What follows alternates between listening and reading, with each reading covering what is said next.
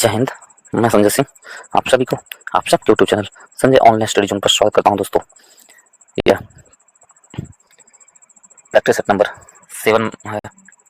आज की वीडियो में आपको प्रैक्टिस सेट नंबर 7 करवाऊंगा इरिटेरिया वॉल्यूम 2 का।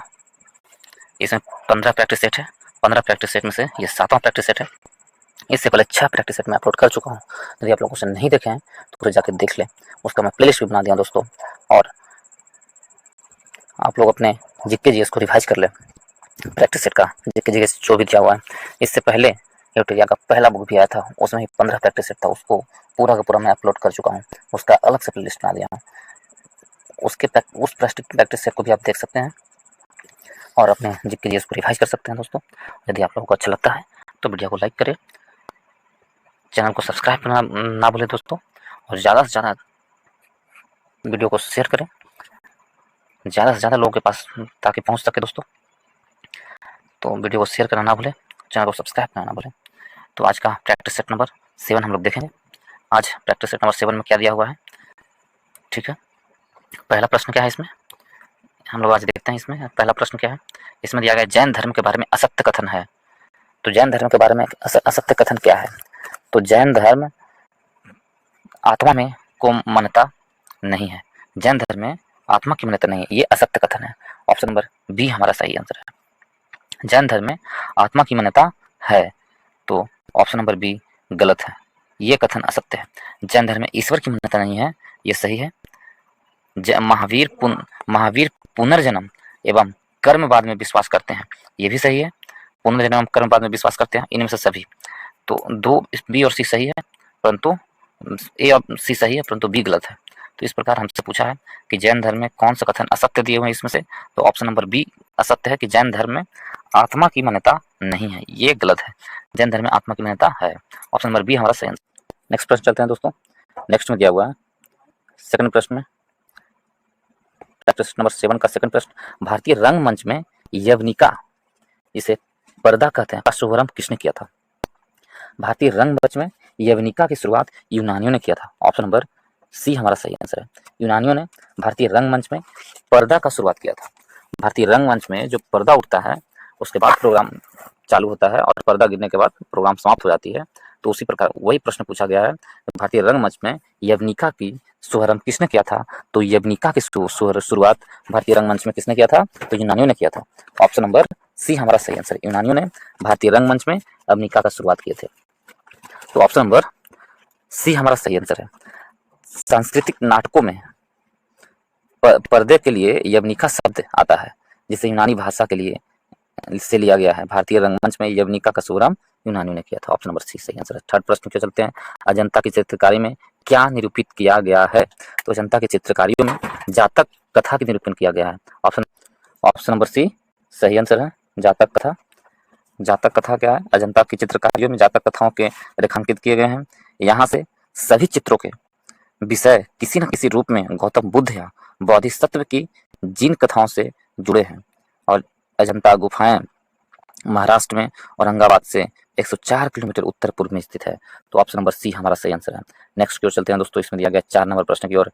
एलोरा में कैलाश नाथ मंदिर का निर्माण किसके द्वारा करवाया गया था? तो एलोरा में कैलाश नाथ मंदिर का निर्माण राष्ट्रकूटों द्वारा करवाया गया था। ऑप्शन नंबर सी बी हमारा सही आंसर है। एलोरा में कैलाश नाथ मंदिर का निर्माण राष्ट्रकूटों द्वारा किया गया था। ऑप्शन नंबर बी सही आंसर है। क्या है? ऑप्शन नंबर बी सही आंसर है, राष्ट्रकूटों के द्वारा। एलोरा के कैलाशनाथ मंदिर का निर्माण राष्ट्रकूट वंश के राजा कृष्ण प्रथम ने करवाया था। एलोरा के जो कैलाशनाथ मंदिर है उसका निर्माण किस राजवंश ने करवाया था? तो राष्ट्रकूट ने। ऑप्शन नंबर बी सही आंसर है। और उस राजवंश के कृष्ण प्रथम राजा ने करवाया था। ऑप्शन नंबर बी सही है। राष्ट्रकूटों के समय में ही एलोरा एवं एलिफेंटा गुहा मंदिर का निर्माण किया गया था। एलिफेंटा मंदिर का निर्माण भी राष्ट्रकूट वंश के शासनकाल के ही समय में बनाया गया था। तो दोनों का आंसर वही होगा। और राष्ट्रकूट राजवंश का संस्थापक यदि आपसे पूछे तो कौन था? तो राष्ट्रकूट वंश का संस्थापक दंतीदुर्ग था। कौन थे? दंतीदुर्ग। शुरुआत में कर्नाटक के चालुक्य राजाओं के अधीन थे। इसकी राजधानी मनकीर या मान्यखेत थी। दंतीदुर्ग की राजधानी कहाँ थी? मान्यखेत थी। 104 किलोमीटर उत्तर पूर्व में स्थित है। तो ऑप्शन नंबर बी हमारा सही आंसर है। नेक्स्ट प्रश्न चलते हैं दोस्तों। इसमें दिया गया है 5 नंबर प्रश्न की ओर। मराठा राज्य का दूसरा प्रवर्तक किसे माना जाता है? तो मराठा राज्य का दूसरा प्रवर्तक किसे माना जाता है? बालाजी विश्वनाथ को माना जाता है। ऑप्शन नंबर बी हमारा सही आंसर है। बालाजी विश्वनाथ जो है मराठा राज्य के दूसरे प्रवर्तक है। मराठा राज्य का दूसरा प्रवर्तक बालाजी विश्वनाथ को माना जाता है।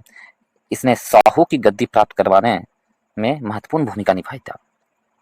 इन्होंने साहू को गद्दी प्राप्त करवाने में महत्वपूर्ण भूमिका निभाए थे और साहू द्वारा बालाजी विश्वनाथ को सेना के व्यवस्थापक की उपाधि दी गई थी। ठीक है। नवंबर 1713 ईस्वी में साहू ने बालाजी विश्वनाथ को पेशवा बनाया था। साहू ने ही बालाजी विश्वनाथ को पेशवा का जो प्रथा शुरू हुआ कहाँ से हुआ? 1913 में, जब साहू ने बालाजी विश्वनाथ को पेशवा बनाया था। तो उस तरह ऑप्शन नंबर बी हमारा सही आंसर होगा। ऑप्शन नंबर बी हमारा सही आंसर है। नेक्स्ट चलते हैं दोस्तों। नेक्स्ट में दिया गया है निम्नलिखित दिल्ली के सुल्तानों में से किसने उत्तर भारत में कई शहरों की स्थापना की थी? तो दिल्ली के सुल्तानों में देखें, उत्तर भारत में कई शहरों की स्थापना करने वाला कौन सा शासक था? तो वो कौन था?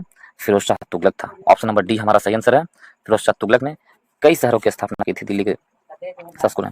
कहा जाता है कि फिरोज शाह तुगलक ने 300 नवीन शहरों का निर्माण कराया, जिसमें फतेहपुर, फिरोज शाह तुगलक ने 300 नवीन शहरों का निर्माण करवाया था, जिसमें फतेहाबाद, हिसार, फिरोजाबाद, जौनपुर और फिरोजाबाद प्रमुख था। फिरोजपुर, ये सब प्रमुख शहर थे। नेक्स्ट प्रश्न चलते हैं दोस्तों। इसमें दिया गया 7 नंबर प्रश्न की ओर, निम्नलिखित में से किसने बिद्दर में मदरसे का निर्माण करवाया था? तो बिद्दर में मदरसे का निर्माण किसने करवाया था? तो महमूद गवा ने बिद्दर में मदरसे का निर्माण करवाया था। ऑप्शन नंबर बी हमारा सही आंसर है। महमूद गवा ने बिद्दर में मदरसे का निर्माण करवाया था। महमूद गवा को मोहम्मद ठड के काल में ख्वाजा जहां की उपाधि धारण कर प्रधानमंत्री बनाया गया था। महमूद गवा ने बिद्दर में एक महाविद्यालय की स्थापना किया था। बिद्दर कर्नाटक राज्य के में अवस्थित है। कहाँ है? कर्नाटक में। तो ऑप्शन नंबर बी हमारा सही आंसर है। नेक्स्ट क्वेश्चन चलते हैं दोस्तों। शेर शाह ने अपना अंतिम सैन्य अभियान किस राज्य के खिलाफ किया था? तो शेर शाह सूरी ने अपना अंतिम सैन्य अभ्यास कलिंजर के खिलाफ किया था। ऑप्शन नंबर सी हमारा सही आंसर होगा। शेर शाह के यदि अभियान के बारे में देखें, कलिंजर अभियान कब था? तो 1545 ईस्वी में शेर शाह के कलिंजर अभियान था। 1545 में। ठीक है, 1545 में कलिंजर अभियान था। तो ये शेर शाह का अंतिम अभियान था। ठीक है, और यहाँ का शासक किरत सिंह थे। इसी अभियान में शेर शाह की मृत्यु हुई थी। कलिंजर अभियान में ही शेर शाह की मृत्यु हुई थी। तो ऑप्शन नंबर सी हमारा सही आंसर है। किरत सिंह यहाँ के क्या थे? शासक थे। ठीक, तो इस प्रकार ऑप्शन नंबर सी हमारा सही आंसर। यदि इसका कुछ शेर शाह के कुछ अभियानों के बारे में देखें तो 1534 ईस्वी में शेर शाह ने सूरजगढ़ युद्ध में बंगाल के अयोग्य शासक महमूद शाह को 13 लाख दिनार देने के लिए विवश किया था। उसके बाद इनका दूसरा जो अभियान था, चौसा का युद्ध हुआ 1539 में हुमायूं और शेरशाह के बीच हुई, जिसमें हुमायूं की पराजय हुई। उसके बाद शेरशाह ने सूरी ने 1540 ईस्वी में कन्नौज का युद्ध हुआ शेरशाह और किसके बीच? दिल्ली के सुल्तान के बीच। ठीक है, 1540 में 1539 में चौसा और 1540 में शेरशाह सूरी के द्वारा कन्नौज या बिलग्राम का युद्ध हुआ। ठीक है, और 1542 में उसने मालवा पर विजय प्राप्त की और तत्पश्चात चंदेरी को जीता। तो ऑप्शन नंबर सी हमारा सही आंसर है। ऑप्शन नंबर सी सही आंसर है। नेक्स्ट प्रश्न चलते हैं दोस्तों। 9 नंबर प्रश्न में निम्नलिखित कथनों में से कौन सा कथन असत्य है? तो कौन सा कथन असत्य, ये प्रश्न पूछा है। यदि इसे देखें तो रॉबर्ट क्लाइव बंगाल के प्रथम गवर्नर जनरल थे, यही असत्य है। तो ऑप्शन नंबर ए हमारा सही आंसर है। और रॉबर्ट क्लाइव थे जो बंगाल के प्रथम गवर्नर जनरल नहीं थे, रॉबर्ट क्लाइव बंगाल के प्रथम गवर्नर थे। ऑप्शन नंबर ए हमारा सही आंसर होगा। क्या थे? गवर्नर थे, ना कि जनरल। प्रथम गवर्नर जनरल वॉरेन हेस्टिंग थे। बंगाल के प्रथम गवर्नर जनरल वॉरेन हेस्टिंग थे, ना कि रॉबर्ट क्लाइव। तो ऑप्शन नंबर ए हमारा सही आंसर होगा। ठीक है, ऑप्शन नंबर ए सही आंसर है। बाकी विलियम बेंटिंग भारत के प्रथम गवर्नर जनरल थे, सही है। लॉर्ड कैनिंग भारत के प्रथम वायसराय थे, ये भी सही है। सी राजगोपालाचारी स्वतंत्र भारत के पहले भारतीय गवर्नर जनरल थे, ये भी सही है। सही कौन नहीं है? तो ए, ऑप्शन नंबर ए सही नहीं है। नेक्स्ट क्वेश्चन चलते हैं दोस्तों। नेक्स्ट में दिया गया है 10 नंबर प्रश्न में हम लोग चलते हैं। इसमें है 10 नंबर प्रश्न में सांप्रदायिक निर्वाचन क्षेत्रों की पद्धति की शुरुआत भारत के किस अधिनियम द्वारा की गई है? तो देखिए दोस्तों, यदि आप लोग भारतीय संविधान इसी तरह पढ़ना चाहते हैं तो मैं आधुनिक भारत का भारतीय संविधान यदि आप लोग पढ़ना चाहते हैं तो मैं आपको घटना चक्र बुक का पूरी बुक भारतीय संविधान का अपलोड कर चुका हूँ, वो भी चैप्टर वाइज अध्यायवार मैं डाल चुका हूँ वीडियो दोस्तों, ऑब्जेक्टिव प्रश्न के रूप में।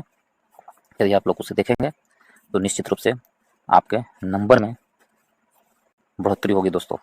इसलिए आप लोग जाके उससे देखें, उसका मैं प्लेलिस्ट भी बना दिया हूँ। उसी प्रकार आधुनिक भारत का, मध्यकालीन भारत का, प्राचीन भारत का भी अलग अलग वीडियो का प्लेलिस्ट बना दिया हूँ। आप उससे भी जाके देख सकते हैं दोस्तों। यदि आप लोग को अच्छा लगता है तो वीडियो को लाइक करें, दोस्तों ग्रुप में शेयर करें एंड चैनल को सब्सक्राइब करना ना भूलें। तो हमसे पूछा गया सांप्रदायिक निर्वाचन क्षेत्रों को 3 नंबर प्रश्न में क्षेत्रों को पद्धति की शुरुआत भारत के किस अधिनियम द्वारा की गई थी? तो ऑप्शन नंबर बी 1909 के मॉडल मिंटो सुधार के द्वारा किया गया था। ऑप्शन नंबर बी हमारा सही आंसर है, 1909 के मॉडल मिंटो सुधार के द्वारा किया गया था। नेक्स्ट की ओर जल्दी चलते हैं दोस्तों। नेक्स्ट की ओर इसमें दिया गया है 11 नंबर प्रश्न की ओर। निम्नलिखित में किसने अखिल भारतीय दलित वर्ग महासंघ की स्थापना की है? स्थापना 1920 में की थी। तो किन्होंने की थी अखिल भारतीय दलित महासंघ की स्थापना? डॉक्टर भीमराव अम्बेडकर ने अखिल भारतीय दलित महासंघ की स्थापना 1920 में किए थे। ऑप्शन नंबर डी हमारा सही आंसर है, 1920 में किए थे डॉक्टर भीमराव अम्बेडकर ने। निम्न वर्गों के कल्याण हेतु भीमराव अम्बेडकर द्वारा 1924 में बहिष्कृत हितकारिणी सभा को स्थापित किया गया था। 1924 में उन्होंने भीमराव अम्बेडकर ने बहिष्कृत हितकारिणी सभा को स्थापना किए थे। और समता सैनिक दल मार्च 1927 में बाबा साहेब अम्बेडकर द्वारा स्थापित एक सामाजिक संगठन है जिसका उद्देश्य भारतीय समाज के सभी उत्पीड़ित वर्गों को अधिकारों की सुरक्षा करना था। तो भीमराव अम्बेडकर ने ही अखिल भारतीय दलित वर्ग की स्थापना 1920 में की थी। ऑप्शन नंबर डी हमारा सही आंसर है। नेक्स्ट प्रश्न चलते हैं दोस्तों 12th नंबर प्रश्न की ओर। इसमें दिया गया है अब्दुल रजाक ने ठीक है विजयनगर साम्राज्य की यात्रा किसके शासनकाल में किया था? यदि देखिए अब्दुल रजाक ने विजयनगर साम्राज्य की जो यात्रा किए थे वो किसके शासनकाल में किए थे? तो अब्दुल रजाक ने विजयनगर साम्राज्य की स्थापना देवराय द्वितीय के समय में किया था। ऑप्शन नंबर ए हमारा सही आंसर है, देवराय द्वितीय के शासनकाल में अब्दुल रजाक ने विजयनगर साम्राज्य की यात्रा किए थे। 15वीं शताब्दी में यात्रा किए थे। ठीक है, यदि ये देखें हम विजयनगर साम्राज्य की स्थापना, तो विजयनगर साम्राज्य की स्थापना हरिहर एवं बुक्का ने 1336 ईस्वी में किए थे। और पुर्तगाली यात्री हुआट बारबोसा तो यदि इसमें देखिए अब्दुल रजाक कृष्णदेव देवराय द्वितीय के समय में, और बारबोसा जो है बारबोसा किसके समय में आए थे? तो बारबोसा कृष्णदेव राय के समय में आए थे। बारबोसा कृष्णदेव राय के समय में बारबोसा आए थे, कृष्णदेव राय के समय में। हमसे पूछा है कि अब्दुल रजाक, तो ऑप्शन नंबर ए हमारा सही आंसर है। ठीक है, ऑप्शन नंबर ए सही आंसर। नेक्स्ट की ओर चलते हैं दोस्तों। नेक्स्ट में दिया गया है कि संविधान की उद्देशिका का संशोधन अब तक कितनी बार किया गया है? संविधान की उद्देशिका का संशोधन यदि देखें तो अब तक मात्र एक बार किया गया है। उद्देशिका में संशोधन कितने बार किया गया? तो एक बार। ऑप्शन नंबर सी हमारा सही आंसर है, ऑप्शन नंबर सी सही आंसर है। उद्देशिका में एक बार संशोधन किया गया है। 42वें संविधान संशोधन 1976 को उद्देशिका में संशोधन किया गया, जिसमें समाजवाद, पंथ निरपेक्ष और अखंडता शब्द जोड़ा गया है। ऑप्शन नंबर कौन सा होगा? सी हमारा सही आंसर है।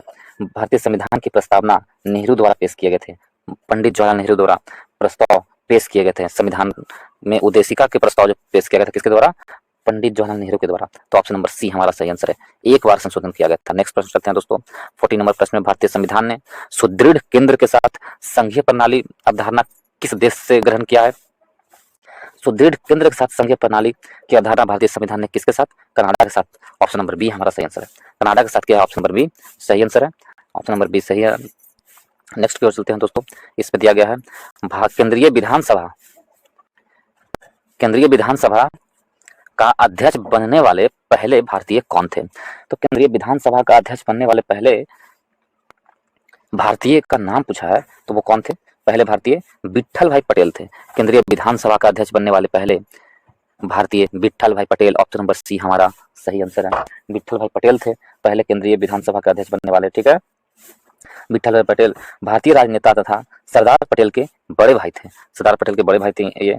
यदि हम इसमें देखें जीवी मावलंकर को, यदि जीवी मावलंकर को बारे में देखें तो लोकसभा के प्रथम अध्यक्ष थे जीवी मावलंकर। सचिदानंद सिन्हा को देखें तो संविधान सभा की प्रथम बैठक के अस्थायी अध्यक्ष, संविधान सभा के अस्थायी अध्यक्ष कौन थे? तो सचिदानंद सिन्हा संविधान सभा के अस्थायी अध्यक्ष थे, जबकि डॉक्टर राजेंद्र प्रसाद संविधान सभा के अस्थायी अध्यक्ष थे। तो ऑप्शन नंबर सी विट्ठल भाई पटेल केंद्रीय विधानमंडल के अध्यक्ष बनने वाले पहले भारतीय बने। ऑप्शन नंबर सी हमारा सही आंसर। नेक्स्ट प्रश्न चलते हैं दोस्तों 16 नंबर प्रश्न की ओर। भारत के लिए संविधान की रचना हेतु संविधान सभा का विचार निम्नलिखित में से सर्वप्रथम किसने प्रस्तुत किया था? तो भारत में संविधान की रचना हेतु संविधान सभा का विचार सर्वप्रथम स्वराज पार्टी ने 1934 में प्रस्तुत किया था। ऑप्शन नंबर ए हमारा सही आंसर है, स्वराज पार्टी में सही आंसर है ऑप्शन नंबर ए। मई 1934 में रांची में स्वराज पार्टी ने आत्मनिर्णय के अधिकार की मांग की और एक प्रस्ताव पारित किया जिसमें कहा गया कि वयस्क मताधिकार के आधार पर निर्वाचित भारतीय प्रतिनिधि की एक संविधान सभा होगी जो संविधान का निर्माण करेगी और भारतीयों की ओर से संविधान सभा की मांग करने वाला प्रथम सभा किनके द्वारा किया गया था, तो वो स्वराज पार्टी 1934 में स्वराज पार्टी के द्वारा किया गया था। ऑप्शन नंबर ए हमारा सही आंसर है। नेक्स्ट की ओर चलते हैं दोस्तों, 70 नंबर प्रश्न की ओर। भारतीय संविधान के किस संशोधन में वनों को राज्य सूची से संवर्ती सूची में स्थानांतरित कर दिया गया है? भारतीय संविधान के किस संशोधन में वनों को राज्य सूची से संवर्ती सूची में स्थानांतरित कर दिया गया है? तो 42वां संविधान संशोधन 1976 के द्वारा वन को राज्य सूची से स्थानांतरित कर संवर्ती सूची में प्रविष्ट कर दिया गया है। ऑप्शन नंबर बी हमारा सही आंसर है, 42वां संविधान संशोधन 1976 के द्वारा। नेक्स्ट की ओर चलते हैं दोस्तों, इसमें दिया गया है 18 नंबर प्रश्न में, 18 में है राज्य के नीति निर्देशक सिद्धांत को भारतीय संविधान में शामिल किए जाने का उद्देश्य है। तो राज्य के नीति निर्देशक सिद्धांत को भारतीय संविधान में शामिल करने का उद्देश्य सामाजिक और आर्थिक प्रजातंत्र को स्थापित करना या सामाजिक और आर्थिक प्रजातंत्र को स्थापित करना। ऑप्शन नंबर डी हमारा सही आंसर है, ऑप्शन नंबर डी सही आंसर है। नेक्स्ट की ओर चलते हैं, नेक्स्ट में दिया गया है भारतीय संविधान के किस संशोधन के तहत उच्च न्यायालय के न्यायाधीशों की सेवानिवृत्ति की आयु 60 से 62 वर्ष कर दी गई है? 60 से 62 वर्ष किसमें की गई है? तो 60 से 62 वर्ष कर दी गई थी कैवें संविधान किस संशोधन के तहत? तो भारतीय संविधान संशोधन 15वें संविधान संशोधन के तहत न्यायाधीशों की सेवानिवृत्ति की आयु 60 से 62 वर्ष कर दी गई थी। कब? 15वें संविधान संशोधन के तहत। 15वें संविधान संशोधन के तहत सेवानिवृत्त की आयु बढ़ाकर कितना कर दिया था? 60 से 62 कर दिया गया था। ऑप्शन नंबर सी हमारा सही आंसर है। और 15वें संविधान संशोधन कब किया गया था? 1963 में। 1963 में न्यायाधीशों की आयु 60 से 62 वर्ष कर दिया गया था। ऑप्शन नंबर सी हमारा सही आंसर है। नेक्स्ट चलते हैं दोस्तों, नेक्स्ट में देखिए हम तो भारत के महत्वपूर्ण पदाधिकारियों के वेतन एवं भत्ते का उल्लेख संविधान की किस अनुसूची में हुआ है? तो भारत के महत्वपूर्ण पदाधिकारियों के वेतन एवं भत्ते का संविधान के दूसरी अनुसूची में दिया गया है। ऑप्शन नंबर बी हमारा सही आंसर। कैमी अनुसूची में? दूसरी अनुसूची में वेतन और भत्ते के बारे में दिया गया है। तो यदि हम देखें पहला अनुसूची में क्या है? तो पहले अनुसूची में राज्य एवं संघ राज्य क्षेत्र के बारे में दिया गया है। राज्य एवं संघ राज्य क्षेत्र के बारे में पहली अनुसूची में दिया गया है। और दूसरी अनुसूची में विभिन्न संवैधानिक प्राधिकारियों के वेतन भत्ते एवं पेंशन के बारे में दिया गया है दूसरी अनुसूची में। तीसरी अनुसूची देखें, तीसरी में विभिन्न प्राधिकारियों के शपथ का प्रावधान दिया गया है तीसरी में। और चौथी में विभिन्न राज्यों तथा संघ क्षेत्रों की राज्यसभा में जो प्रतिनिधित्व करते हैं प्रतिनिधियों की संख्या बताई गई है चौथी अनुसूची में। तो ऑप्शन नंबर बी हमारा सही आंसर। नेक्स्ट की ओर चलते हैं दोस्तों, 21 नंबर, भारतीय संविधान के किस अनुच्छेद के अंतर्गत राष्ट्रपति संसद के दोनों सदनों द्वारा पारित किसी बिल पर अपनी स्वीकृति रोक सकती है? इस अनुच्छेद के तहत राष्ट्रपति यदि दोनों सदन द्वारा कोई विधेयक पर बिल पारित कर दिया जाता है तो किस अनुच्छेद के तहत राष्ट्रपति अपने पास रोक सकते हैं, स्वीकृति रोक सकते हैं? तो अनुच्छेद 111 के तहत ऐसा प्रावधान दिया गया है। तो ऑप्शन नंबर डी हमारा सही आंसर है। 22 नंबर प्रश्न पे चलते हैं दोस्तों, इसमें दिया गया निम्नलिखित में से कौन सा एक गेहूं की फसल का रोग है? तो गेहूं के फसल के रोग कौन सा है? तो रस्ट है जो गेहूं के फसल का रोग है। ऑप्शन नंबर डी हमारा सही आंसर है। रस्ट गेहूं के फसल का रोग है। कुछ और के रोग बता दें दोस्तों जो बार बार पूछा जाता है, जैसे कि खैरा रोग। खैरा रोग कौन सी फसल में लगते हैं? तो धान की खेती में लगता है खैरा रोग। लाल साइन रोग गन्ना में, लाल साइन रोग जो गन्ना की खेती में लगता है। करनाल वंट रोग गेहूं में लगता है। श्वेत फफोला रोग सरसों में लगता है। पनामा सूखा रोग केले में लगता है। अर्घ रोग बाजरा में लगता है। ये कुछ महत्वपूर्ण आपको फसलों का मैं रोग बताया हूँ दोस्तों, इसमें ये सब महत्वपूर्ण है, ये पूछे जाते हैं बार बार। तो इसका आंसर क्या होगा? रस्ट रोग किसका है? गेहूं के लिए। ऑप्शन नंबर डी हमारा सही आंसर है। नेक्स्ट चलते हैं दोस्तों 23 की ओर। इसमें दिया गया है भारतीय प्रायद्वीप की सबसे लंबी नदी कौन सी है? यदि इसे देखें, भारतीय प्रायद्वीप की सबसे लंबी नदी गोदावरी है। ऑप्शन नंबर डी हमारा सही आंसर है। गोदावरी की लंबाई 1465 किलोमीटर है। 1465 किलोमीटर है गोदावरी। गोदावरी की उत्पत्ति यदि आपसे पूछे तो त्र्यंबकेश्वर के पहाड़ी से निकली है। नासिक के त्र्यंबकेश्वर के पहाड़ी से निकली हुई है गोदावरी नदी। ठीक है, इसकी सहायक नदी वेनगंगा, वर्धा, पेनगंगा, प्राणहिता, इंद्रावती एवं साबरी है। और गोदावरी को दक्षिण गंगा या वृद्ध गंगा भी कहते हैं। गोदावरी नदी को दक्षिण गंगा या वृद्ध गंगा भी कहते हैं। ऑप्शन नंबर डी हमारा सही आंसर है। ऑप्शन नंबर डी सही आंसर है। ठीक है, और दूसरी सबसे लंबी नदी आपसे पूछ लिया जाए तो नर्मदा है। गोदावरी के बाद दूसरी सबसे लंबी नदी प्रायद्वीपीय भारत का तो नर्मदा होगा। ठीक है, नेक्स्ट चलते हैं 24 नंबर प्रश्न की ओर। 24 में दिया गया है कि भारत में सबसे बड़ी मीठे पानी की झील है। तो भारत में सबसे बड़ी मीठे पानी की झील यदि देखें तो वो है बुल्लर झील। ऑप्शन नंबर बी हमारा सही आंसर है। भारत में सबसे बड़ी मीठे पानी की झील कौन सा है? तो बुल्लर झील है। बुल्लर झील है। ऑप्शन नंबर बी सही आंसर है। ठीक है, बुल्लर झील भारत के सबसे बड़ी मीठे पानी की झील है। और तुलबुल परियोजना परियोजना इसी पर स्थित है। किस पर? जम्मू कश्मीर में स्थित है बुल्लर झील। बुल्लर झील पर ही तुलबुल परियोजना स्थित है। ठीक है, बुल्लर झील ऑप्शन नंबर बी सही आंसर है। जम्मू कश्मीर में ही स्थित है। तुलबुल परियोजना भी इसी झील पर है। जबकि सांभर झील राजस्थान में स्थित है। सांभर झील कहाँ है? राजस्थान में स्थित है। भारत के खारे पानी की झील है सांभर झील। ठीक है, और सबसे ज़्यादा खारा पानी कहाँ है? तो सांभर झील में ही। भारत में सबसे ज़्यादा खारे पानी का झील कहाँ स्थित है? तो सांभर झील में। ठीक है, व्हील झील, बुल्लर झील, वेरिनाग झील जम्मू कश्मीर में स्थित है। ठीक है, वेरिनाग भी और डल झील भी। तो ऑप्शन नंबर बी बुल्लर झील। नेक्स्ट की ओर चलते हैं दोस्तों, 25 नंबर प्रश्न की ओर। ग्रहण के दौरान पड़ने वाली छाया का सबसे काला भाग क्या कहलाता है? तो ग्रहण के दौरान पड़ने वाली छाया का सबसे काला भाग प्रछाया कहलाता है। ऑप्शन नंबर बी हमारा सही आंसर है। नेक्स्ट की ओर चलते हैं दोस्तों। यदि इसी प्रकार प्रैक्टिस सेट का जीके जीएस पढ़ना चाहते हैं दोस्तों, तो मैं आपको क्रॉन पब्लिकेशन का 15 प्रैक्टिस सेट अपलोड कर चुका हूँ और रुक्मणी प्रकाशन का भी 20 प्रैक्टिस सेट था वॉल्यूम 2 में, उसे भी अपलोड कर चुका हूँ। यदि आप उसे पढ़ना चाहते हैं तो आप चैनल के प्लेलिस्ट में जाएं, वहाँ पर सारा वीडियो अपलोड मिलेंगे। और इलुटेरिया का भी फर्स्ट बुक का 15 प्रैक्टिस सेट अपलोड कर चुका हूँ। हम जीके जीएस प्रैक्टिस सेट यदि आप बना चुके हैं तो उसका जीके जीएस को रिवाइज कर सकते हैं पढ़कर दोस्तों, जिससे आपको आने वाले एग्जामों में काफ़ी महत्वपूर्ण भूमिका अदा करेगी ये प्रैक्टिस सेट। तो आप उसे जाके पढ़ लें और अपने जीके जीएस को और मजबूत करें दोस्तों। उसमें आपको करंट अफेयर भी है, उससे आपको काफ़ी लाभ मिलेगा। और यदि आप लोग को अच्छा लगता है तो आप कुछ भी सीखने के लिए मिलता है दोस्तों, तो वीडियो को लाइक करें, दोस्तों ग्रुप में शेयर करें और चैनल को सब्सक्राइब करना ना भूलें। ज़्यादा से ज़्यादा दोस्तों ग्रुप में शेयर करें दोस्तों, ताकि हमें भी इससे मोटिवेशन मिल सके और मैं और भी अच्छा वीडियो बना सकूँ। तो चलिए आगे और चलते हैं। 26 नंबर प्रश्न, तो वायुमंडल के सबसे निचली परत को किस नाम से जाना जाता है? तो वायुमंडल के सबसे निचली परत को किस नाम से जानते हैं? ट्रोपोस्फीयर के नाम से जानते हैं। ऑप्शन नंबर डी हमारा सही आंसर है। ट्रोपोस्फीयर के नाम से जानते हैं वायुमंडल की सबसे निचली परत को। नेक्स्ट प्रश्न चलते हैं दोस्तों 27 नंबर प्रश्न में। 27 नंबर प्रश्न में दिया गया है कि अल्पस पर्वत की सबसे ऊंची चोटी कौन सी है? तो अल्पस पर्वत की सबसे ऊंची चोटी देखें तो माउंट ब्लैक है। अल्पस पर्वत की सबसे ऊंची चोटी है। अल्पस पर्वत की सबसे ऊंची चोटी कौन है? Mount Black. Option number B हमारा सही आंसर है। अल्पस पर्वत आपको यूरोप में स्थित है अल्पस पर्वत, और जो France, Italy, Germany, Austria, Switzerland आदि देशों में फैला हुआ है। इसकी सबसे ऊंची चोटी माउंट ब्लैक है। एल्ब्रुस पर्वत, एल्ब्रुस पर्वत की सबसे ऊंची चोटी आप पूछे। एल्ब्रुस पर्वत एक सुसुप्त ज्वालामुखी है जो कॉकस क्षेत्र की कॉर्कस पर्वत श्रेणी में स्थित है। माउंट मैकिन्ले जो है देनाली के नाम से भी जाना जाता है। माउंट मैकिन्ले को अमेरिका के अलास्का राज्य में स्थित है। तो ऑप्शन नंबर बी हमारा सही आंसर है। नेक्स्ट की ओर चलते हैं दोस्तों 28 में। भारतीय उपमहाद्वीप में कौन सा देश शामिल नहीं है? तो भारतीय उपमहादेश में म्यांमार शामिल नहीं है। ऑप्शन नंबर डी हमारा सही आंसर है। म्यांमार है जो भारतीय उपमहादेश में शामिल नहीं है। ठीक है, भारतीय भारतीय उपमहाद्वीप में देखें तो भारत, पाकिस्तान, बांग्लादेश, नेपाल, भूटान, मालदीव और श्रीलंका शामिल है।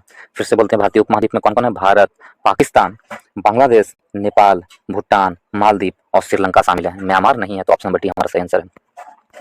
नेक्स्ट को चलते हैं दोस्तों 29 में। हिमालय में ब्रह्मपुत्र नदी उदाहरण है। तो हिमालय में जो ब्रह्मपुत्र नदी है वो पूर्ववर्ती अपवाह का उदाहरण है। ऑप्शन नंबर ए हमारा सही आंसर, पूर्ववर्ती अपवाह का। 30 नंबर प्रश्न पे चलते हैं दोस्तों। 30 नंबर में दिया हुआ है, पृथ्वी पर दिन रात छोटा बड़ा किस कारण से होता है? तो पृथ्वी पर जो दिन रात होता है वो किस कारण से होता है? तो पृथ्वी में दिन और रात छोटा बड़ा किस कारण से होता है? किस कारण से दिन और रात छोटा बड़ा होता है ये कहा गया है? तो पृथ्वी की वार्षिक गति के कारण और पृथ्वी अपने अक्ष के झुकाव के कारण दिन और रात छोटा होता है। ऑप्शन नंबर डी हमारा सही आंसर है। ए और सी सही है। इस प्रकार ऑप्शन नंबर डी हमारा सही आंसर होगा। ठीक है, पृथ्वी की वार्षिक गति एवं अच्छे झुकाव के कारण ही पृथ्वी दिन और रात बड़ा होता है। पृथ्वी के अपने अक्ष पर घूर्णन करने के कारण दिन और रात होता है।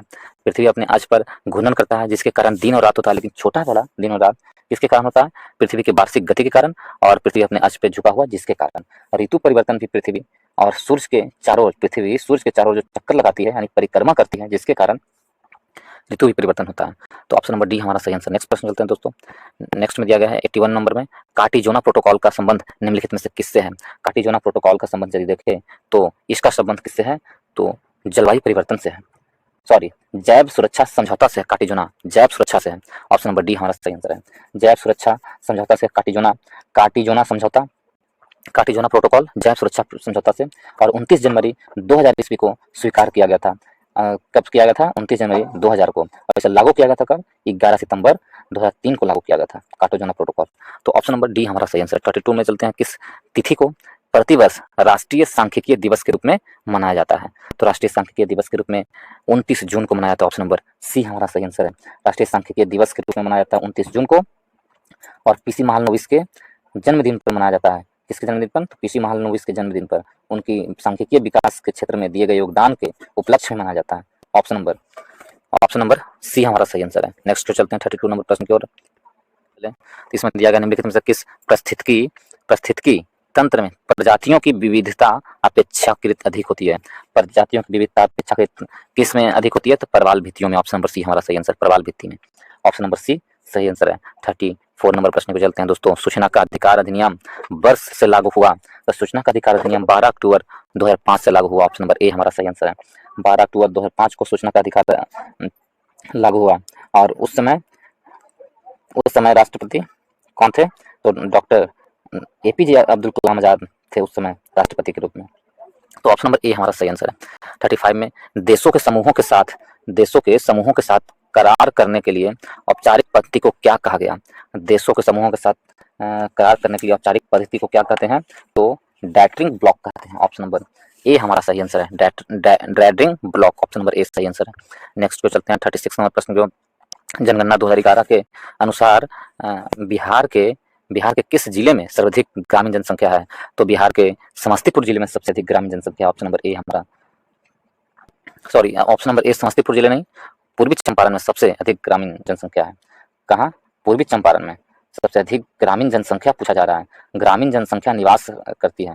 जनसंख्या के अनुसार पूर्वी चंपारण में सर्वाधिक ग्रामीण जनसंख्या निवास करती है।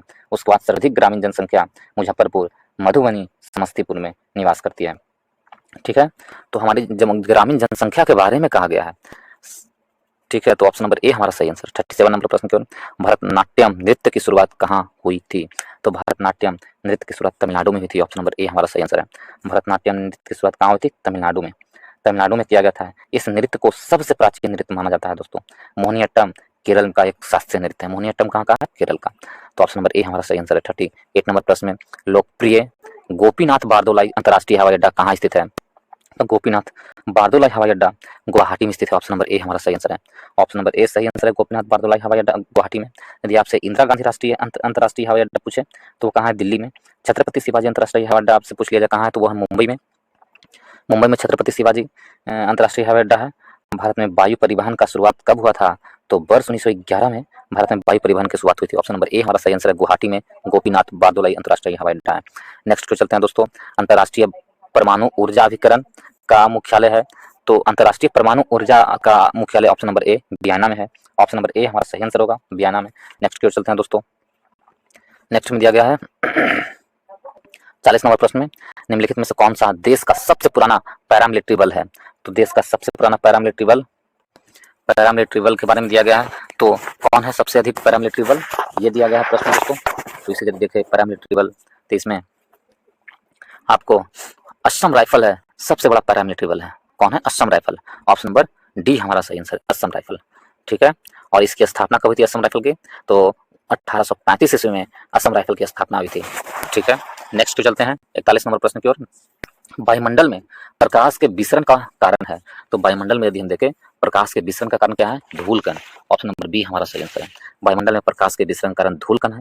यदि प्रकाश की चाल देखें वायुमंडल में कितना है? तो 9.46 × 10⁻15 मीटर। और एक प्रकाश वर्ष बराबर कितना होता है? तो प्रकाश वर्ष बराबर होता है 9.46 × 10⁻15 मीटर। और एक पार्सेक बराबर कितना होता है? 3.26 प्रकाश वर्ष या 3.08 × 10⁻16 मीटर। और ऑप्शन नंबर बी हमारा सही आंसर है। नेक्स्ट प्रश्न चलते हैं दोस्तों 42 नंबर प्रश्न की ओर। इसमें दिया गया निम्नलिखित में से किस बल के कारण दूध से क्रीम को पृथक किया जाता है? दूध से क्रीम को पृथक किया जाता है किस कारण? अपकेंद्रीय बल के कारण। ऑप्शन नंबर बी हमारा सही आंसर है। अपकेंद्रीय बल के कारण दूध से क्रीम को पृथक किया जाता है अपकेंद्रीय बल के कारण। ऑप्शन नंबर बी हमारा सही आंसर है। 23 नंबर प्रश्न चलते हैं दोस्तों। 23 में दिया गया है प्रतिवर्ती धारा एसी और डीसी में बदलने के लिए युक्ति का प्रयोग किया जाता है। तो एसी को डीसी में बदलने के लिए कौन सी युक्ति का? रेक्टिफायर का प्रयोग किया जाता है। ऑप्शन नंबर सी हमारा सही आंसर है, एसी को डीसी में बदलने में रेक्टिफायर। नेक्स्ट क्वेश्चन चलते हैं, प्रकाश तरंगों के वायु से कांच में जाने पर क्या परिवर्तित होता है? प्रकाश तरंगों को वायु से कांच में जाने पर तरंगधैर्घ्य और वेग परिवर्तन होता है। ऑप्शन नंबर डी हमारा सही आंसर है, उसका तरंगधैर्घ्य और वेग में परिवर्तन होता है वायु से कांच में जाने पर। नेक्स्ट क्वेश्चन चलते हैं दोस्तों, ऑप्शन नंबर डी हमारा सही आंसर है। नेक्स्ट क्वेश्चन चलते हैं, कैलामाइन निम्न में से किसका अयस्क है? कैलामाइन है जो जस्ता का अयस्क है, कैलामाइन। ऑप्शन नंबर सी हमारा सही आंसर है, जस्ता का अयस्क है कैलामाइन। ठीक है, ऑप्शन नंबर सी सही आंसर है। 46 में, परमाणु के कक्षा को भरने का क्रम नियंत्रित होता है। परमाणु के जो कक्षा होता है उसको भरने का क्रम किस नियम से लिया गया है? तो यह नियम है अपवाह के नियम से हम लोग भरते हैं परमाणु की कक्षा का नियम। अपवाह के सिद्धांत से परमाणु के क्रम भरते हैं, परमाणु की कक्षाओं को भरते हैं अपवाह के सिद्धांत से। ऑप्शन नंबर ए हमारा सही आंसर है। नेक्स्ट क्वेश्चन चलते हैं दोस्तों 47 की ओर, धात्विक ऑक्साइड की प्रकृति होती है। तो धात्विक ऑक्साइड की प्रकृति क्या होती है? इसमें हमसे पूछा गया है धात्विक ऑक्साइड की प्रकृति क्या होती है? तो क्षारीय होती है। धात्विक ऑक्साइड की प्रकृति क्षारीय होती है और अधात्विक ऑक्साइड की प्रकृति अम्लीय होती है। तो हमसे पूछा धात्विक ऑक्साइड क्षारीय, ऑप्शन नंबर ए हमारा सही आंसर है। अधातु का अम्लीय होता है, ऑप्शन नंबर बी होगा अधातु का, और धात्विक का क्षारीय। नेक्स्ट क्वेश्चन चलते हैं दोस्तों 48 में, समुद्री खरपतवार निम्न में से किसका महत्वपूर्ण स्रोत है? तो समुद्री खरपतवार है जो आयोडीन का महत्वपूर्ण स्रोत है। ऑप्शन नंबर सी हमारा सही आंसर है। नेक्स्ट क्वेश्चन चलते हैं 49 में, राइबोसोम की संरचना में होती है। तो राइबोसोम की संरचना है जो किसमें होती है? आरएनए एवं प्रोटीन्स में होती है। आरएनए एवं प्रोटीन्स में राइबोसोम की संरचना होती है। ऑप्शन नंबर बी हमारा सही आंसर है, आरएनए और प्रोटीन्स में राइबोसोम की संरचना होती है। नेक्स्ट क्वेश्चन चलते हैं दोस्तों, इसमें दिया गया 50 नंबर प्रश्न की ओर। 50 में दिया गया निम्नलिखित में से कौन सा मेडुला ऑब्लांगेटा का कार्य नहीं है? तो मेडुला ऑब्लांगेटा का कार्य नहीं है कौन सा? यदि इसे देखें तो मेडुला ऑब्लांगेटा का कार्य नहीं है पेशियों के संकुचन पर नियंत्रित करना। पेशियों के संकोचन पर नियंत्रित करना मेडुला ऑब्लांगेटा का कार्य नहीं है। मेडुला ऑब्लांगेटा का कार्य है रक्तदाब को नियंत्रित करना, हृदय के धड़कन का नियंत्रित करना, उपापचय का नियंत्रण करना मेडुला ऑब्लांगेटा का कार्य है, परंतु पेशियों के संकोचन का नियंत्रित करना मेडुला ऑब्लांगेटा का कार्य नहीं है। ऑप्शन नंबर डी हमारा सही आंसर है। नेक्स्ट चलते हैं 51 नंबर प्रश्न की ओर, वह कौन सा बृहद पोषण तत्व है जो पादपों की वृद्धि एवं परिवर्धन के लिए आवश्यक है? तो पादपों की वृद्धि एवं परिवर्धन के लिए कौन सा पोषक तत्व काफी आवश्यक है? तो पोटेशियम है, ऑप्शन नंबर ए हमारा सही आंसर है। पादपों की वृद्धि एवं पोषण के लिए क्या आवश्यकता है? पोटेशियम। और आपसे पूछा जाता है दोस्तों पादपों के बृहद पोषक तत्व और सूक्ष्म पोषक तत्व। पादप में दो तरह के पोषक तत्व पाए जाते हैं, एक बृहद पोषक तत्व पाए जाते हैं, एक सूक्ष्म पोषक तत्व। महत्वपूर्ण बृहद पोषक तत्व कुछ मैं बताता हूँ, जैसे कार्बन है, हाइड्रोजन है, नाइट्रोजन है, पोटेशियम है, सल्फर है, ऑक्सीजन है और फास्फोरस है। ये सब क्या है? पादपों के बृहद पोषक तत्व है। जबकि पादपों के सूक्ष्म पोषक तत्व में आते हैं तांबा, जस्ता, बोरॉन, मैग्नीज, क्लोरीन, लोहा इत्यादि सूक्ष्म पोषक तत्व है। तो ऑप्शन नंबर ए सही आंसर है। 52 में, लैंगरहर्स द्वीप जो इंसुलिन का स्राव करते हैं स्थित होते हैं। तो लैंगरहर्स द्वीप जो इंसुलिन का स्राव करते हैं वो अग्नाशय में स्थित होते हैं। ऑप्शन नंबर डी हमारा सही आंसर है, अग्नाशय में। ऑप्शन नंबर डी सही आंसर है। लैंगरहर्स कहाँ स्थित होते हैं? अग्नाशय में। इसके द्वारा इंसुलिन का स्राव होता है और इंसुलिन का स्राव बीटा कोशिका से स्रावित होता है। कहाँ से? बीटा कोशिका से। नेक्स्ट प्रश्न चलते हैं दोस्तों 53 नंबर प्रश्न की ओर, किस हार्मोन द्वारा हृदय स्पंदन तथा रुधिर दाब बढ़ जाते हैं? तो कौन से हार्मोन द्वारा हृदय स्पंदन और रुधिर दाब बढ़ जाते हैं? तो वो हार्मोन है एड्रेनलिन के द्वारा। ऑप्शन नंबर बी हमारा सही आंसर है, एड्रेनलिन के द्वारा हृदय स्पंदन एवं रुधिर दाब बढ़ जाता है। ऑप्शन नंबर ए हमारा बी हमारा सही आंसर है। ठीक है, एड्रेनलिन के द्वारा। नेक्स्ट क्वेश्चन चलते हैं 54 में, प्रोटीन किस तत्व के अणुओं से मिलकर बनता है? तो प्रोटीन है जो कार्बन, नाइट्रोजन, हाइड्रोजन और ऑक्सीजन के मिलने से बनता है प्रोटीन। ऑप्शन नंबर ए हमारा सही आंसर है। नेक्स्ट जो चलते हैं 55 में, वृद्धि हार्मोन का स्राव किसके द्वारा होता है? यदि वृद्धि हार्मोन को देखें तो पिट्यूटरी के द्वारा वृद्धि हार्मोन का स्राव होता है। ऑप्शन नंबर बी हमारा सही आंसर है, पिट्यूटरी के द्वारा वृद्धि हार्मोन का स्राव होता है। पीयूष ग्रंथि या पिट्यूटरी ग्लैंड को मास्टर ग्लैंड भी कहा जाता है। पिट्यूटरी ग्लैंड को क्या कहते हैं? मास्टर ग्लैंड भी कहते हैं। ठीक है, नेक्स्ट प्रश्न चलता है 56 में, मानव शरीर के भीतर रक्त निम्न में से किसकी उपस्थिति के कारण नहीं जमता है? मानव शरीर के भीतर जो रक्त है किसकी उपस्थिति के कारण नहीं जमता है? हिपैरिन के कारण नहीं होता है। ऑप्शन नंबर बी हमारा सही आंसर है, हिपैरिन के कारण मानव शरीर के अंदर रक्त नहीं जमता। ऑप्शन नंबर बी सही आंसर, बी हमारा सही आंसर है। नेक्स्ट क्वेश्चन चलते हैं दोस्तों, इसमें दिया गया भाप अंगार गैस किन दो गैसों का मिश्रण होता है? तो भाप अंगार गैस है जो आपको CO+H2 का मिश्रण होता है। ऑप्शन नंबर सी हमारा सही आंसर है, CO+H2 का मिश्रण होता है भाप अंगार गैस, जिसे रक्त तप्त कोक पर भाप प्रभावित करके बनाया जाता है, जिसमें CO को 45% और H2 को 50% एवं 5% अन्य अशुद्धियां होती है। ऑप्शन नंबर सी सही आंसर। टमाटर में लाल रंग का कारण क्या है? टमाटर में लाल रंग का कारण लाइकोपीन। ऑप्शन नंबर बी हमारा सही आंसर है, लाइकोपीन के कारण टमाटर में लाल रंग होता है। ऑप्शन नंबर बी हमारा सही आंसर है। यदि आपसे देखें गाजर में लाल रंग किसके कारण होता है? तो कैरोटीन के कारण होता है गाजर में लाल रंग। ठीक है, और देखिए, हल्दी में पीला रंग किसके कारण होता है? तो हल्दी में पीला रंग कुकरमीन के कारण होता है। हल्दी में पीला रंग कुकरमीन के कारण। और लाल मिर्चा में जो लाल किसके कारण होता है? तो कैप्सेथिन के कारण लाल मिर्चा में लाल होता है। तो ऑप्शन नंबर बी हमारा सही आंसर है, टमाटर में लाइकोपीन। नेक्स्ट की ओर चलते हैं दोस्तों। 59 नंबर प्रश्न की ओर। जब श्वेत प्रकाश प्रिज्म से होकर गुजरती है, ठीक है, तो कौन सा रंग सबसे कम विचलित होता है? विचलित होता है जब श्वेत प्रकाश प्रिज्म से होकर गुजरती है, तो लाल रंग है सबसे कम विचलित होता है। ऑप्शन नंबर डी हमारा सही आंसर है, लाल रंग। ऑप्शन नंबर डी सही आंसर है। जब श्वेत प्रकाश प्रिज्म से होकर गुजरती है तो लाल रंग सबसे कम विचलित होता है। ऑप्शन नंबर डी सही आंसर। 60 नंबर प्रश्न में, अवर्त सारणी में किस वर्ग के तत्व को हाइड्रोजन कहा जाता है? तो अवर्त सारणी में वर्ग 17 के तत्व को हाइड्रोजन कहा जाता है। ऑप्शन नंबर बी हमारा सही आंसर है, वर्ग 17 के तत्व को। वर्ग 17 के तत्व में कौन कौन आते हैं? फ्लोरीन, क्लोरीन, ब्रोमीन, आयोडीन, एस्टेटिन आदि सम्मिलित होते हैं। इन्हें हाइड्रोजन तत्व कहा जाता है। वर्ग 17 में आते हैं। ऑप्शन नंबर बी हमारा सही आंसर है। नेक्स्ट को चलते हैं 61 नंबर प्रश्न की ओर। चलते हैं 61 में, निम्नलिखित में से कौन सा पॉलीमर नहीं है? कौन पॉलीमर नहीं है? तो इसमें से देखिए पॉलीमर कौन नहीं है? तो पॉलीमर कौन नहीं है इसमें? तो कैप्रोलैक्ट्स पॉलीमर नहीं है। ऑप्शन नंबर सी हमारा सही है, बाकी सब पॉलीमर है। ऑप्शन नेक्स्ट की ओर चलते हैं। रेडियोधर्मिता की खोज किस करने वाले वैज्ञानिक थे? तो रेडियोधर्मिता की खोज करने वाला वैज्ञानिक हेनरी बैकलर थे। ऑप्शन नंबर बी हमारा सही आंसर है, हेनरी बैकलर ने रेडियोधर्मिता की खोज किए थे। Option number B. और बैकलर ने 1903 में मैरी और पियरे क्यूरी के साथ भौतिक के नोबेल पुरस्कार से सम्मानित किया गया था बैकलर को, ठीक है। और बैकलर कहाँ के हैं? पेरिस के हैं। नेक्स्ट प्रश्न देखते हैं दोस्तों। इसमें दिया गया है 63 नंबर प्रश्न को, प्राकृतिक रबर किसका बहुलक होता है? तो प्राकृतिक रबर है जो आइसोप्रीन का बहुलक होता है। ऑप्शन नंबर बी के सही आंसर है, ऑप्शन नंबर बी सही आंसर है, आइसोप्रीन। प्राकृतिक रबर किसका बहुलक है? आइसोप्रीन का बहुलक है। नेक्स्ट की ओर चलते हैं दोस्तों। नेक्स्ट में ऑप्शन नंबर बी सही आंसर। नेक्स्ट चलते हैं 64 में, साबुन को जल में घोलने पर जल की पृष्ठ तनाव पर क्या प्रभाव पड़ता है? साबुन को यदि जल में घोलते हैं तो जल का पृष्ठ तनाव घट जाता है। ऑप्शन नंबर बी हमारा सही आंसर है, जल का पृष्ठ तनाव क्या होता है? घट जाता है। ऑप्शन नंबर बी सही आंसर है। नेक्स्ट क्वेश्चन है 65 में, कास्टिक सोडा का रासायनिक नाम क्या है?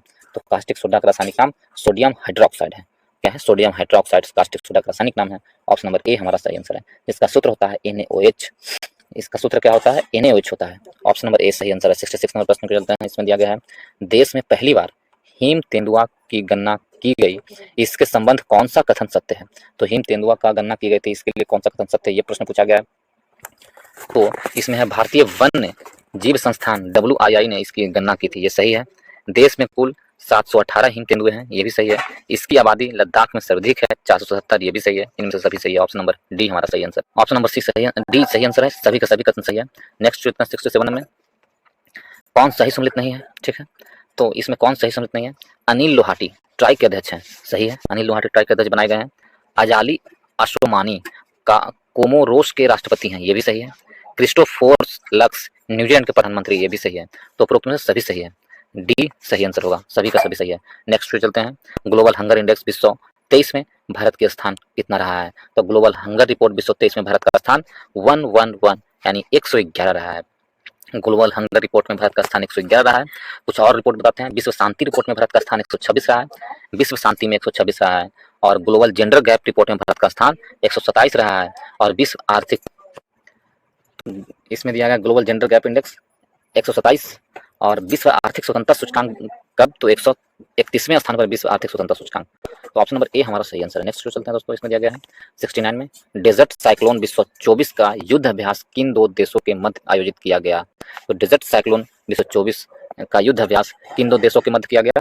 तो युद्ध अभ्यास डेजर्ट साइक्लोन है जो भारत और USA के बीच किया गया। ऑप्शन नंबर ए हमारा सही आंसर है, डेजर्ट साइक्लोन भारत और USA के बीच। ऑप्शन नंबर ए सही आंसर है। नेक्स्ट की ओर चलते हैं दोस्तों 70 नंबर प्रश्न की ओर। किस राज्य में 108 स्थानों पर एक साथ सबसे अधिक लोगों ने सूर्य नमस्कार करके गिनीज वर्ल्ड कप, किस राज्य में 108 स्थानों पर एक साथ सबसे अधिक लोगों ने वो सूर्य नमस्कार करके गिनीज वर्ल्ड रिकॉर्ड बनाया है? तो गिनीज वर्ल्ड रिकॉर्ड सूर्य नमस्कार करके कहाँ बनाया गया है? तो गुजरात में। ऑप्शन नंबर डी हमारा सही आंसर है। 2024 में प्रथम दिन, वर्ष 2024 के प्रथम दिन गुजरात में 108 स्थानों पर 4000 से अधिक प्रतिभागियों ने सबसे बड़े सूर्य नमस्कार कार्यक्रम का आयोजन किया, जिसे गिनीज वर्ल्ड ऑफ रिकॉर्ड में शामिल किया गया है। तो 1 जनवरी को यह किया गया था गुजरात में। ऑप्शन नंबर डी हमारा सही आंसर है। नेक्स्ट पर चलते हैं दोस्तों। भारत को अंतर्राष्ट्रीय समुद्री संगठन IMO का परिषद में 2 वर्ष के लिए फिर से चुना गया है। तो भारत को फिर से कब चुना गया है? 2 वर्ष के लिए आईएमओ में। तो किस वर्ष के लिए चुना गया भारत को? तो 2024 से 25 के लिए चुना गया है। 24-25 के लिए भारत को फिर से 2 वर्ष के लिए चुना। ऑप्शन नंबर ए हमारा सही आंसर है। नेक्स्ट की ओर चलते हैं दोस्तों। इसमें दिया गया है, इसमें 72 नंबर प्रश्न में देखते हैं हम लोग। 72 नंबर प्रश्न में क्या दिया गया है, तो देखते हैं। इसमें दिया है, वर्ष 2024 में संयुक्त राष्ट्र जलवायु परिवर्तन शिखर सम्मेलन COP29 का आयोजन किस देश में किया जाएगा? COP29 का आयोजन अजरबैजान में किया जाएगा 2024 में। ऑप्शन नंबर डी हमारा सही आंसर है, अजरबैजान में। ठीक है, COP29 का अजरबैजान में, अजरबैजान की राजधानी बाकू, अजरबैजान के शहर कौन सा? बाकू में। ठीक है, और COP30 का आयोजन कहाँ किया जाएगा? ब्राजील में। COP30 का ब्राजील में किया जाएगा। नेक्स्ट क्वेश्चन चलते हैं दोस्तों। 73 में संयुक्त सैन्य अभ्यास विनबैक्स 2023 का आयोजन भारत और किस देश के मध्य किया गया है? तो विनबैक्स किसके साथ किया गया? भारत और किस देश के साथ है विनबैक्स? भारत और वियतनाम के बीच है विनबैक्स। ऑप्शन नंबर ए हमारा सही आंसर है। नेक्स्ट क्वेश्चन चलते हैं दोस्तों। 74 में वित्त वर्ष 24-25 के लिए प्राथमिक घाटा कितना अनुमान लगाया गया है?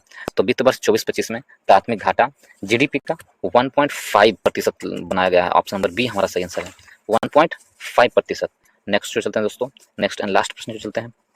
इसमें दिया गया है, दिव्य कीर्ति सिंह किस क्षेत्र में अर्जुन अवार्ड पाने वाले पहली भारतीय महिला बनी है?